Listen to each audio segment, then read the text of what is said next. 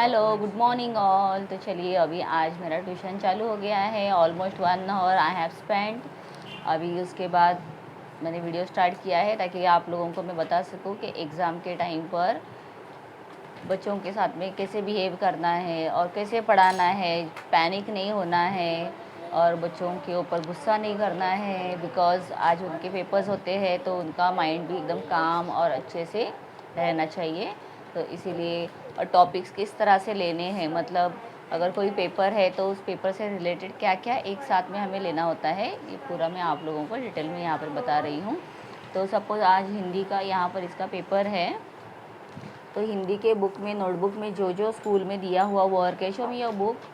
तो जो जो बुक में दिया हुआ है, टेक्स्ट बुक में और नोटबुक में, तो वो पूरा बच्चों को मैंने यहाँ पर कल ही पहले से इन्फॉर्म कर दिया था कि आप लोगों को कौन कौन से सब्जेक्ट में कौन से बुक्स कैरी करने हैं, क्या लाना है, ताकि पूरा प्रैक्टिस हो सके और कोई भी चीज़ यहाँ पे छूटनी नहीं चाहिए। टोटल प्रैक्टिस हमें बच्चों से करवानी है। तो यहाँ पे पिक्चर रीडिंग था तो मैंने कुछ उनको नोटबुक्स में यहाँ पर ड्रॉ करके, where is your tuition notebook, तो मैंने यहाँ पर ड्रॉ करके भी दिए थे पिक्चर्स और एक छोटा सा टेस्ट भी प्रिपेयर कर दिया था। और देखिए यहाँ पर टेस्ट लिखा हुआ है, गिनती थी यहाँ पे 31 to 50 तक, 41 to 50 तक। फिर उसके बाद सप्ताह के नाम हैं, वो भी इंग्लिश और हिंदी में दिए हुए, तो मैंने यहाँ पर दोनों मिक्स करके दिए हैं। मतलब हिंदी दिया है तो इंग्लिश में नाम लिखना है और हिंदी में, इंग्लिश में दिया है तो हिंदी में लिखना है। तो इस तरह से लिखने के लिए दिया है। फिर उसके बाद अवयव जो अपने बॉडी पार्ट्स है उनके नेम्स दिए हुए हैं, तो फिगर ड्रॉ करके भी मैंने पहले दिया हुआ था और आज मैंने यहाँ पर डायरेक्टली बॉडी पार्ट्स ड्रॉ करके दिए हैं ताकि इंडिविजुअली अगर कोई बॉडी पार्ट आता है तो वो भी बच्चा अच्छे से लिख सके। That figure you don't have in this book, old book में है ना? ओके, ठीक है। सो देखिए इस तरह से यहाँ पर प्रैक्टिस हो गई है अभी। तो वर्कबुक में जो प्रश्न पत्रिका देते हैं सॉल्व करने के लिए, तो मैंने अभी वो सॉल्व करने के लिए भी दिया हुआ है। पिक्चर्स के नाम्स लिखने के लिए आइडेंटिफाई करके, 12 खड़ी होती है, 12 खड़ी कंप्लीट करने के लिए दी हुई है। बिकॉज 12 खड़ी लिखते हैं तब ऊ की मात्राएँ, ई की मात्राएँ हैं वो थोड़ी आगे पीछे हो सकती है, सब दिया है। और यहाँ पर डिक्टेशन वर्ड्स भी दिए हुए हैं, वो सारे वर्ड्स अभी प्रैक्टिस हमने कर दिए हैं। तो ये 4th स्टैंडर्ड हिंदी का आज पेपर है। इस तरह से पूरा प्रैक्टिस हो गया है। उसके बाद देखो अभी ये तो हो गया 4th स्टैंडर्ड का मैंने ले लिया है। उसके बाद यहाँ पर आप देखोगे तो ये 4th स्टैंडर्ड है, बट इसका आज है EVS 2 का पेपर। तो EVS 2 के हमने पूरे क्वेश्चन आंसर्स पहले से रिवाइज कर दिए हैं। मैंने ओरल लिया है, राइटिंग टेस्ट भी दिया हुआ है और आज थॉरोली पूरा जो भी पोर्शन है, नोटबुक्स में भी बच्चों को कुछ क्वेश्चन देते हैं वो, और बच्चों को जो पोर्शन पेपर होता है ना वो एवरीडे कैरी करने के लिए बोलना है। बिकॉज पोर्शन मुझे पता है, बच्चों को पता है, फिर भी क्लियर आउट करने के लिए एग्ज़ाम के टाइम पे कोई भी टॉपिक छूटना नहीं चाहिए, इसीलिए मैं यहाँ पर पोर्शन पेपर कैरी करनी बोलती हूँ। और देखिए पोर्शन पेपर स्टार्ट करने के पहले ना सबसे पहले टाइम टेबल का सब्जेक्ट चेक करना है कि आज जो सब्जेक्ट है वही है क्या नहीं है, चेक कर लेना है। उसके बाद हमें लेसन्स देखने हैं उस टॉपिक में कौन कौन से लेसन्स हैं और फिर स्टार्ट करना है। फिर उसमें अभी क्वेश्चन आंसर्स हैं, ऑब्जेक्टिव्स हैं, तो सारे अभी जब मैं ओरल लेने वाली हूँ तो मैं सारे लेसन्स के मिक्स करके लेती हूँ, या राइटिंग भी अगर देती हूँ तो मैं मिक्स करके लिखने के लिए देती हूँ। बिकॉज कोई भी क्वेश्चन पेपर पैटर्न जो टाइप में होता है कि कोई भी 3-4 लेसन्स होते हैं एक साथ में क्वेश्चंस मिक्स करके आते हैं तो बच्चों को ईजीली पता चले। बिकॉज जब हम रेगुलर टेस्ट लेते हैं तो एक एक लेसन का जब हम लेते हैं तो बच्चे ईजीली लिखते हैं, पर 2-3 लेसन मिक्स करके जब आते हैं ना तो वहाँ बच्चों को थोड़ा प्रॉब्लम हो सकता है, बट कंटिन्यू प्रैक्टिस के साथ में ये सब ईजी हो जाता है। देन आफ्टर यहाँ पर देखिए 2nd स्टैंडर्ड का है बच्चा, उसका आज इंग्लिश का पेपर है। तो इंग्लिश का क्वेश्चन आंसर्स हो गया। मैंने ग्रामर दिया था टेस्ट लिखने के लिए, I will show you that also. ये मैंने ग्रामर दिया हुआ था, तो ग्रामर पूरा सॉल्व करके दिया हुआ है। जो भी कुछ मिस्टेक्स किए थे उसको रिपीट रीड करने के लिए कहा था। अभी यहाँ पर कॉम्पोजिशन दिया हुआ है, मतलब ऐसे है होली फेस्टिवल, फेवरेट फेस्टिवल के बारे में। तो फेवरेट फेस्टिवल होली दिया हुआ है स्कूल में। जो टॉपिक स्कूल में देते हैं उसी को ही रिपीट करवाना पड़ता है। तो पूरा अच्छे से अभी लर्न हो गया है। और यहाँ पर देखिए बच्चे ने पूरे सेंटेंसेस जितने दिए हैं कंप्लीट कर दिए हैं। And still he is learning. और डॉक्टर का भी करना है। कर दिया है ना, ओके ठीक है। हाँ, अगर टाइम बचेगा ना तो ये one time you have to write that. Okay, अभी यहाँ पर कुछ बच्चों के एग्ज़ाम्स हो गए हैं, तो उनको मैंने एक्स्ट्रा प्रैक्टिस के लिए अभी नंबर्स या टेबल्स हैं स्टार्ट कर दिए हैं। बिकॉज अभी 3 डिजिट नंबर्स के आगे के नंबर्स आने भी चाहिए, तो वो भी स्टार्ट कर दिया है। तो ऐसे वेकेशन में भी बच्चे जब ट्यूशन्स आते हैं तो उनको यहाँ पर ऐसे ही बिठाओगे तो दूसरे बच्चों को डिस्टर्ब होगा। तो क्या करना है कि उन्हें राइटिंग वर्क देना है, और यूज़फुल राइटिंग वर्क देना है, जिससे उनका भी आगे का प्रैक्टिस होते रहेगा।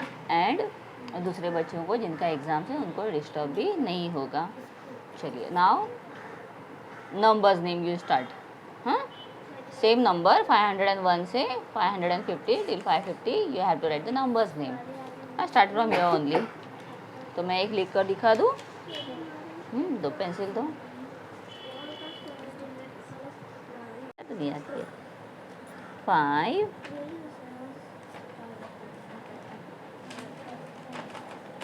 101, ठीक है।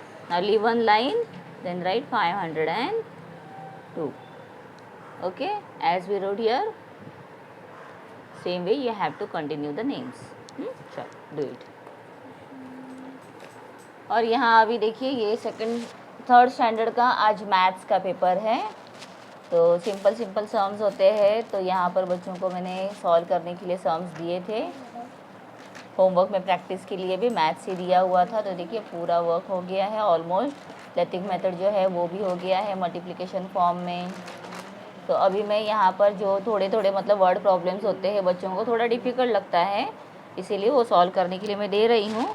अभी कुछ और सम्स भी हमें ऐड करने हैं इसमें। तो you understood this one?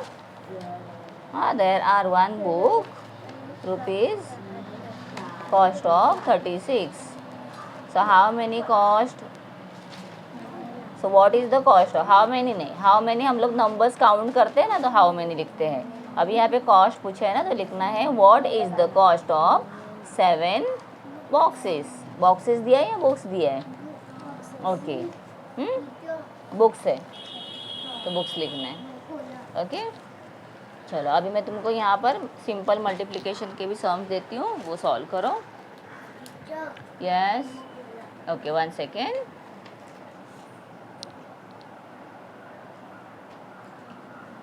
Easily you can solve, no, this one?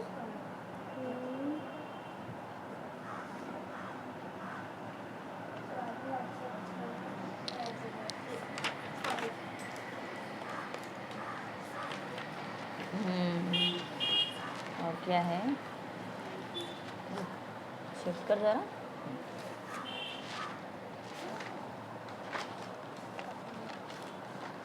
Lettuce method करना है यहाँ पे। Then multiplication. ये तो इतना पेज हमारा दोनों साइड करने में जाएगा ना। सो 34 multiplied by 8, 62 multiplied by 7। Okay, simple sums अभी होने के बाद ना मैं यहाँ पे वर्ड प्रॉब्लम देने वाली हूँ। तो बच्चे वर्ड प्रॉब्लम को यहाँ पे उनको वर्ड प्रॉब्लम रीड करके सॉल्व भी करना है। 72 apples in 1 box, how many in 5 boxes? Simply 72 क्या है? Apple box. हाँ, तो यहाँ पे 72 एप्पल्स इन 1 बॉक्स दिया है ना, वही हम यहाँ पर लिखेंगे, एप्पल्स इन 1 बॉक्स। और नंबर ऑफ बॉक्सेस कितने दिए हैं? 5 बॉक्सेस। तो यहाँ पर 5 लिखेंगे, नंबर ऑफ बॉक्सेस। मल्टीप्लिकेशन करना है, then after that we will find the answer. तो लिखना है total number of apples in 5 boxes.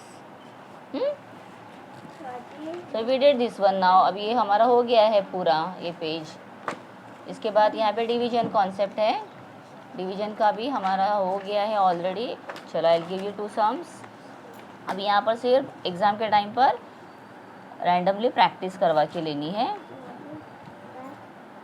और अगर कोई डिफ़िकल्टी है तो वो डिफ़िकल्टी को सॉल्व करवाना है।